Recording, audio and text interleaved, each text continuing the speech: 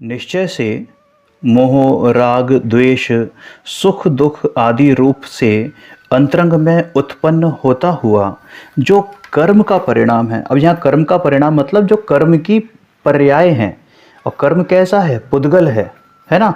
तो ये सब पुद्गल कर्म की जो पर्याय हैं और स्पर्श रस गंध वर्ण शब्द बंध संस्थान स्थूलता सूक्ष्मता आदि रूप से बाहर उत्पन्न होता हुआ जो नौ कर्म का परिणाम है, यानी नौ कर्म के जो पर्याय हैं, वे सब ही पुद्गल हैं। ये सब ही पुद्गल हैं। अब ये जो ऊपर मोह राग द्वेष आदि सुख दुख आदि जो कहा है, यहाँ सुख का मतलब वो अनंत सुख है, अतीन्द्रिय सुख की बात नहीं है। वो सुखाभास है जो हम बाहर के जो पर द्रव्यों की तरफ लक्ष्य करके उनमें जो आनंदपना मानते हैं, उनमें जो इष्ट अनिष्टपना मानते हैं, वो सुख दुख की बात है, यानी सुखाभास की बात है। क्लियर है? तो ये जो कर्म का परिणाम है, यानी भाव कर्म का परिणाम, भाव कर्म की पर्याय, और स्पर्श रस गंध वर्ण, ये सारे के सारे क्या है? पुद्गल नौ कर्म। नौ कर्म तो पुद्गल ही होता है ना, जड़ होता है। तो इसके जो परिणाम यानी इसकी जो पर्याय हैं, वो सब के सब पुद्गल ही हैं। देखो, द्रव्य की जाति की ही होती है पर्याय। जीव की जितनी भी पर्याय हैं जो जीव से निकल रही हैं, जीव में उत्पन्न हो रही हैं, वो सारी की सारी जीव की जाति की है।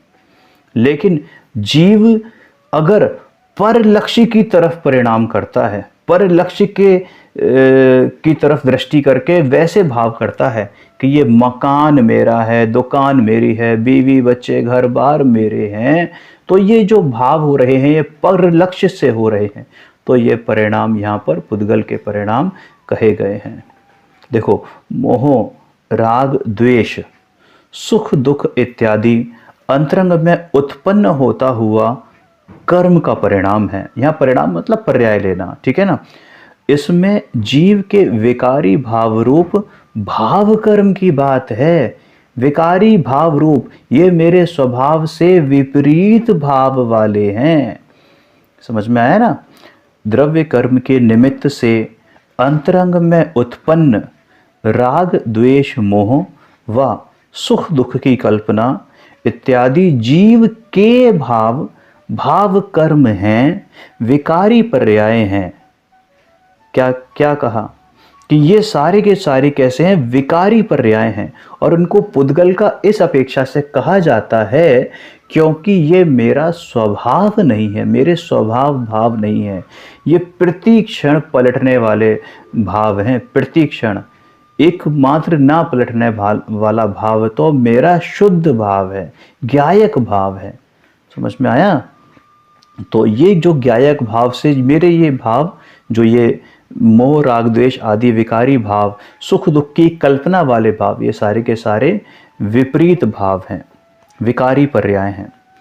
वहीं पर स्पर्श रस गंध वर्ण शब्द बंध संस्थान स्थूलता सूक्ष्मता आदि ये बाहर उत्पन्न हुए नौ कर्म के परिणाम। नौ कर्म के परिणाम यानी नौ कर्म की पर्याय हैं, पुद्गल की ही पर्याय हैं, ऐसा बात कही है।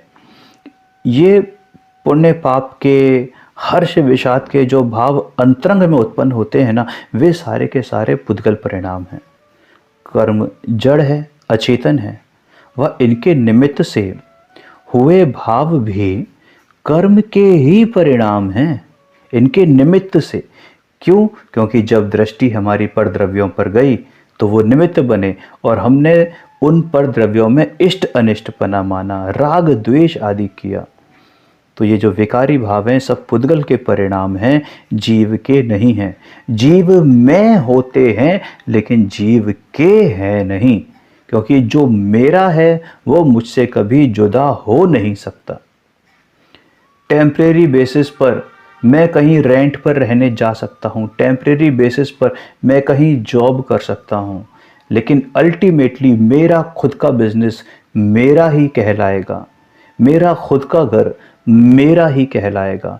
मैं उसमें निशंक पने से प्रवृत्ति कर सकता हूँ, लेकिन जो पर लक्ष्य या पर निमित्त के जो जगह हैं, चाहे वो मेरा रेंट का घर हो, चाहे जॉब हो, वहाँ मैं अपनी मर्जी से कार्य नहीं कर सकता, इसलिए वो मेरे नहीं हैं। इसी अपेक्षा से यहाँ पर उनको पुद्गल के परिणाम कहा गया है। जहाँ जहाँ ये परिणाम होते हैं वहाँ वहाँ जीव होता ही होता है, इसमें कोई दो राय नहीं है। लेकिन जहाँ जहाँ जीव होता है वहाँ वहाँ पर ये परिणाम हो, ऐसी कोई गारंटी नहीं है, ज़रूरी नहीं है। बल्कि अरिहंत और सिद्ध अवस्था में तो ये परिणाम होते ही नहीं हैं। समझ में आया? अद्भुत बात है भाई। और तो और भगवान की भक्ति का भाव, दया, दान, व्रत, तप, नियम, संयम आदि पालने का विकल्प, 5 महाव्रत, अणुव्रत आदि के जो विकल्प अंतरंग में उठते हैं वे भी पुद्गल के परिणाम हैं। समझ में आया? ऐसा जानकर ज्ञानी इनसे भेद ज्ञान करके भिन्न हो जाता है, उनका मात्र साक्षी रह जाता है। बापू यह तो धीरों की बात है, वीरों की बात है, गंभीर की बात है। अरे मंदिर बनवाए, बड़े बड़े आयोजन करे, रथ यात्राएं करे, शोभा यात्राएं निकाले, इत्यादि बहुत प्रकार से हल्ला गुल्ला करे, हो हल्ला करे, और इनमें धर्म माने तो है भाई सुन, इनसे धर्म नहीं होता। ध्यान रख, इनसे धर्म नहीं होता। बहुत ही गंभीर बात चल रही है। अरे जो अंतरंग में उत्पन्न हुए शुभ भावों से भी निवृत्त हो चुका है, वह बाहर की प्रवृत्तियों को अपना माने, ये बात तो नहीं है। दोनों ही जुदा जुदा बातें हैं, कॉन्ट्राडिक्शन है।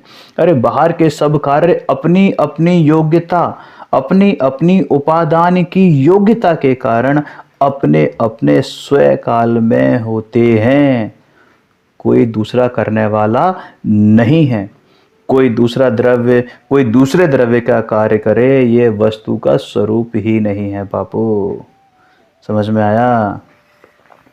अब यहाँ पर प्रश्न उठना लाजमी है कि क्या ये सब कार्य निमित्त के बिना होते हैं? बिल्कुल होते हैं, बिल्कुल होते हैं, अपनी अपनी योग्यता से, स्वयं से होते हैं। अरे निमित्त तो इनको छूता तक नहीं है। इसलिए ये ही मानना चाहिए कि निमित्त के बिना होते हैं। निमित्त वहां होता अवश्य है, लेकिन ये बापू दृष्टि के विषय की बात है। क्योंकि पर के कार्य को कौन कर सकता है? कोई नहीं कर सकता। संयोग की क्रिया जिस काल में होती है, हो जाती है, उसे भी अन्य कोई नहीं करता। और यहाँ तो इससे भी आगे की बात कही है कि मैं राग का करता, राग भाव मेरा कर्म। ऐसी कर्ता कर्म की मिथ्या बुद्धि छोड़कर ज्ञानी ज्ञातापना प्रकट करता है, ज्ञानी ज्ञातापना प्रकट करता है। लेकिन ध्यान रख, उपादान और निमित्त दोनों एक साथ होते हैं, इतना तो बराबर है। लेकिन ये मानना कि निमित्त ने कार्य किया, ये कथन यथार्थ नहीं है। समझ में आया? ये शंका नहीं करनी चाहिए कि पर द्रव्य जीव को रागादि उत्पन्न कराते हैं, क्योंकि अन्य द्रव्य के द्वारा अन्य द्रव्य के गुणों को उत्पन्न कराने की योग्यता किसी भी द्रव्य में नहीं है। अरे यहाँ तक तो बात समझ में भी आती है, लेकिन आगे की बात तो और ही गंभीर है कि एक पर्याय दूसरी पर्याय को प्रकट नहीं कर सकती। उसी द्रव्य के उसी गुण की एक पर्याय अपनी अगली पर्याय को प्रकट नहीं कर सकती। दोनों के व्यय और उत्पाद में एक ही समय में हो रहे हैं, लेकिन फिर भी स्वभाव से एक पर्याय भिन्न है और उसकी अगली पर्याय भिन्न है। यानी कि कौन सा अभाव है बताओ? या तो प्राग भाव है या प्रध्वंसा भाव है। समझ में आया? देखो एग्जाम्पल दिया है कि मिट्टी अपने स्वभाव का उल्लंघन नहीं करती। मिट्टी अपने स्वभाव का उल्लंघन नहीं करती, इसलिए जो कुम्हार है ना, वो घड़े का उत्पादक है ही नहीं। उसने घड़ा बनाया ऐसा नहीं है। चाय बनने रखी तो चाय अपनी योग्यता से बनती है, मैं आप चाय नहीं बना सकते। ये जो मिट्टी है वो कुम्हार के स्वभाव का स्पर्श नहीं करती हुई अपने स्वभाव से ही उस घड़े भाव रूप से उत्पन्न होती है। मिट्टी घड़े की करता है, घड़े में जहाँ देखो वहाँ सिर्फ और सिर्फ मिट्टी नज़र आएगी।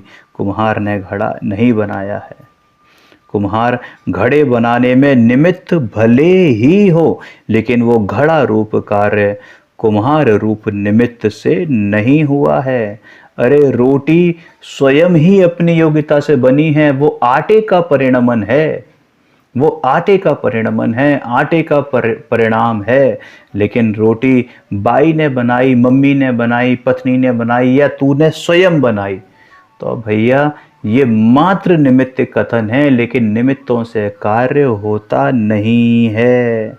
समझ में आया? यहाँ तक कि रोटी आग से भी नहीं बनती, यहाँ तक कि रोटी चकला बेलन तवे से भी नहीं बनती है। वो रोटी अपनी योग्यता से बनती है। उस रूप आटे के वो परमाणु उस रूप परिणमित हुए तो वो रोटी बनती है।